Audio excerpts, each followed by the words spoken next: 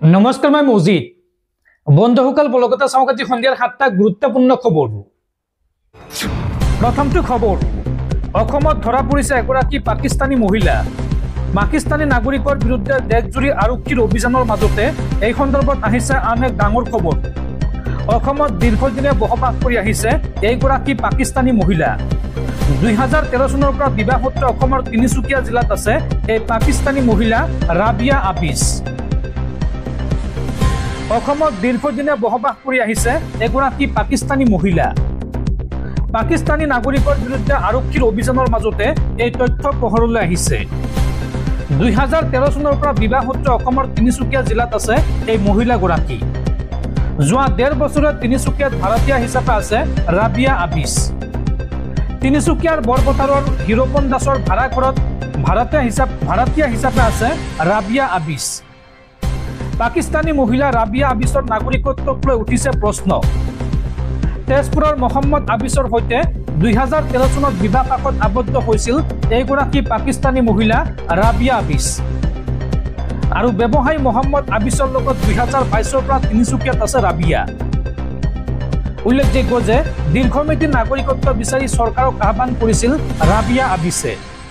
আৰু মহিলাগৰাকীৰ নাগৰিকত্বক লৈ প্ৰতিক্ৰিয়া প্ৰকাশ কৰিছিল মুখ্যমন্ত্ৰী হিমন্ত বিশ্ব শৰ্মায়ো। পৰৱৰ্তী খবৰ, অধিক দামত ৰন্ধন গেছৰ চিলিণ্ডাৰ বিক্ৰী কৰা এজেণ্টসকল সাৱধান। এতিয়াৰ পৰা গ্ৰাহকৰ পৰা কোনেও 1 টকাও বেছিকৈ ল'ব নোৱাৰিব। গেছ চিলিণ্ডাৰৰ দাম বেছি ল'লেই এজেণ্টৰ বিৰুদ্ধে দিব পাৰিব অভিযোগ। আৰু এই সন্দৰ্ভত ৰাজ্যজুৰি শীঘ্ৰে অসম চৰকাৰে চলাব বৃহৎ অভিযান। এই বৃহৎ ঘোষণা ৰাজ্যৰ মুখ্যমন্ত্ৰী হিমন্ত বিশ্ব শৰ্মাৰ। অধিক দামত গেছ চিলিণ্ডাৰ বিক্ৰী কৰা এজেণ্টসকল সাৱধান। নিৰ্ধাৰিত দামতকৈ অধিক দাম লয় একাংশ এজেণ্টে। অধিক দাম লোৱা এজেণ্টৰ বিৰুদ্ধে শীঘ্ৰে অভিযান চলাব মুখ্যমন্ত্ৰী হিমন্ত বিশ্ব শৰ্মাই। কোনেও 1 টকাও বেছিকৈ ল'ব নোৱাৰিব ৰন্ধন গেছৰ চিলিণ্ডাৰত। আৰু দাম বেছি ল'লেই এজেণ্টৰ বিৰুদ্ধে দিব পাৰিব অভিযোগ। সাধাৰণ জনতাক লুটি খোৱা কোনো লোককে ৰেহাই নিদিয়ে চৰকাৰে। এই ডাঙৰ ঘোষণা ৰাজ্যৰ মুখ্যমন্ত্ৰী হিমন্ত বিশ্ব শৰ্মাৰ। পৰৱৰ্তী খবৰ, সাংসদ প্ৰদ্যুৎ বৰদলৈৰ আক্ৰমণৰ ঘটনাৰ নতুন মোড়। এই ঘটনাত বিজেপি জড়িত নহয়, কংগ্ৰেছেহে জড়িত থকাৰ তথ্য পোহৰলৈ আহিছে এই ঘটনাত। এই আক্ৰমণকাৰী দলটোক নেতৃত্ব দিছিল ভোৰা গাঁৱৰ ইমদাদুল ইছলামে। কংগ্ৰেছৰ পৰা শেহতীয়াকৈ বহিষ্কৃত হৈছিল এইগৰাকী ইমদাদুল ইছলাম। আৰক্ষীৰ প্ৰাথমিক তদন্তত পোহৰলৈ আহিছে এই বিস্ফোৰক তথ্য। দৰ্শকসকল, আৰু বহুতো গুৰুত্বপূৰ্ণ খবৰ আছে। তাৰ আগতে আপোনাক জনাওঁ যে যদি আপুনি এতিয়ালৈকে এইটো ভিডিঅ'ত লাইক কৰা নাই তেন্তে এতিয়াই ভিডিঅ'টোত লাইক কৰি দিয়ক। আৰু এনেকুৱা ধৰণৰ ভিডিঅ'সমূহ নিতৌ চাবলৈ চেনেলটো ছাবস্ক্ৰাইব কৰি কাষত থকা বেল আইকনটো প্ৰেছ কৰি ৰাখক। পৰৱৰ্তী খবৰ, পাকিস্তানৰ বিৰুদ্ধে ভাৰতৰ আন এক ডিজিটেল ষ্ট্ৰাইক। ভাৰতত বন্ধ হৈ পৰিল 16টাকৈ পাকিস্তানী ইউটিউব চেনেল। পেহেলগাম কাণ্ডৰ পিছতে একশ্যন আৰম্ভ ভাৰতৰ।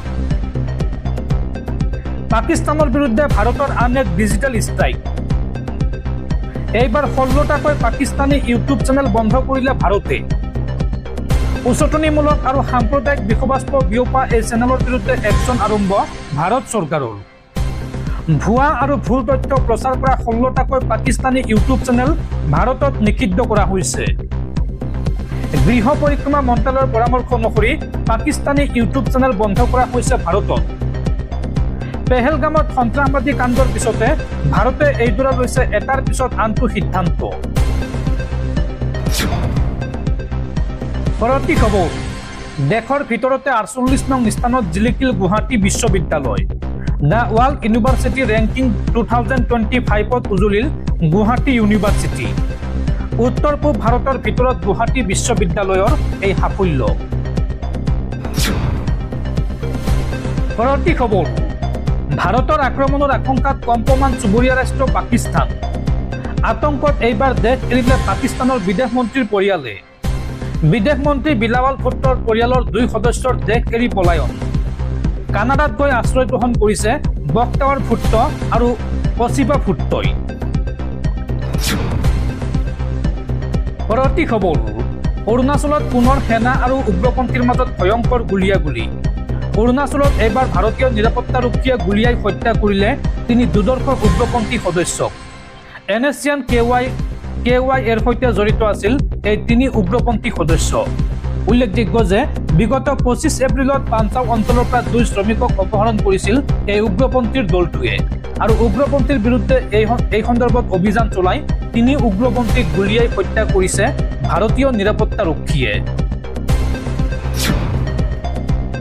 পৰৱৰ্তী খবৰ পাকিস্তানক সমৰ্থন কৰি পুনৰ অসমত গ্ৰেপ্তাৰ হল আন এজন যুৱক এইবাৰ পাকিস্তানক সমৰ্থন কৰি গ্ৰেপ্তাৰ হৈছে গৌৰীপুৰৰ এইগৰাকী ফিৰাজুল ইছলাম ওৰফে বাবু অসমত এটাৰ পিছত আন এটা দেশদ্ৰোহী ওলাই আছে আৰু এইবাৰ গৌৰীপুৰ আৰক্ষীয়ে গ্ৰেপ্তাৰ কৰিছে এইগৰাকী দেশদ্ৰোহী ফিৰাজুল ইছলাম ওৰফে বাবু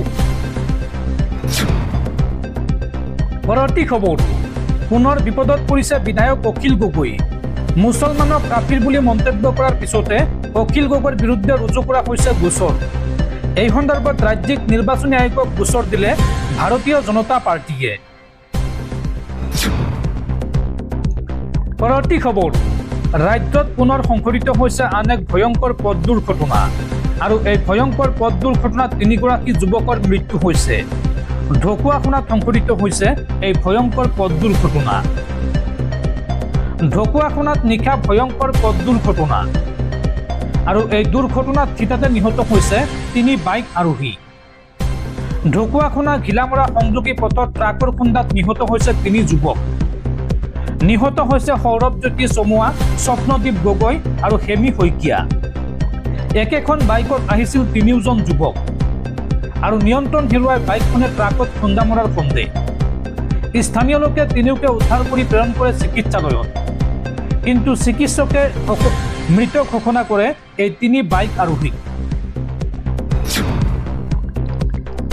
পৰৱৰ্তী খবৰ ৰাজ্যত পুনৰ সংঘটিত হৈছে আন এক ভয়ংকৰ ঘটনা এগৰাকী মহিলাৰ ঘৰৰ বাৰাণ্ডাত যুৱকৰ আত্মহত্যা আৰু যুৱকজন বঙাইগাঁৱৰ উপেন চৌধুৰী বুলি চিনাক্ত কৰা হৈছে মনালিসা গগৈ নামৰ এগৰাকী মহিলাৰ সৈতে অবৈধ সম্পৰ্ক আছিল উপেনৰ আৰু বহু যুৱকৰ সৈতে মনালিসাৰ অবৈধ সম্পৰ্ক থকাৰ অভিযোগ স্থানীয় ৰাইজৰ অচিনাক্ত বহু যুৱক পুৰুষ গভীৰ নিশালৈকে মনালিসাৰ ঘৰত সোমাই থকাৰ অভিযোগ মনালিসাৰ শাৰীৰিক মানসিক অত্যাচাৰ সহিব নোৱাৰি ঘৰ এৰিছিল স্বামীয়ে আৰু শাহু শহুৰক শাৰীৰিকভাৱে অত্যাচাৰ কৰাৰ অভিযোগ মনালিসাৰ বিৰুদ্ধে আৰু মনালিসা গগৈক এতিয়া গাঁৱত সোমাবলৈ নিদিয়াৰ সিদ্ধান্ত স্থানীয় ৰাইজৰ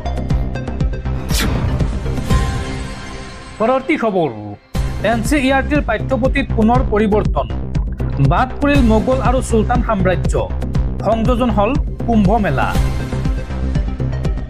ৰাষ্ট্ৰীয় শিক্ষা গৱেষণা আৰু প্ৰশিক্ষণ পৰিষদৰ পাঠ্যপুথিত আন এক পৰিৱৰ্তন ঘটিছে এইবাৰ মোগল আৰু চুলতানসকলৰ অধ্যায়টো আঁতৰাই দিয়া হৈছে বৰঞ্চ ইয়াৰ পৰিৱৰ্তে সংযোজন কৰা হৈছে 2025 চনৰ কুম্ভ মেলা কেৱল হেয়াই নহয় পাঠ্যপুথিত মগধ মৌৰ্য শুংগ সতবাহন সাম্ৰাজ্যৰ কথা স্থান পাইছে নতুন শিক্ষানীতি অনুসৰি NCERTয়ে এইবাৰ 7ম শ্ৰেণীৰ বাবে নতুন সমাজ বিজ্ঞানৰ কিতাপ প্ৰকাশ কৰিছে আৰু তাতে এই পৰিৱৰ্তন দেখা গৈছে পুৰণি গ্ৰন্থখনৰ দৰে নতুন গ্ৰন্থখনত দিল্লীৰ মোগল আৰু চুলতান সাম্ৰাজ্য সন্নিৱিষ্ট কৰা হোৱা নাই এই অধ্যায় সম্পূৰ্ণৰূপে বাতিল কৰি প্ৰাচীন ভাৰতীয় সাম্ৰাজ্যৰ নতুন অধ্যায় সংযোজন কৰা হৈছে সমগ্ৰ দেশৰ কেন্দ্ৰীয় বৰ্ডৰ বিদ্যালয়সমূহত NCERTৰ এই পাঠ্যপুথি প্ৰদান কৰা হ'ব আৰু তেওঁলোকে প্ৰথম শ্ৰেণীৰ পৰা অষ্টম শ্ৰেণীলৈকে বিভিন্ন গ্ৰন্থৰ পৰীক্ষণৰ কাম কৰে তেওঁলোকৰ বিগত সময়ৰ কেইবাটাও সিদ্ধান্তই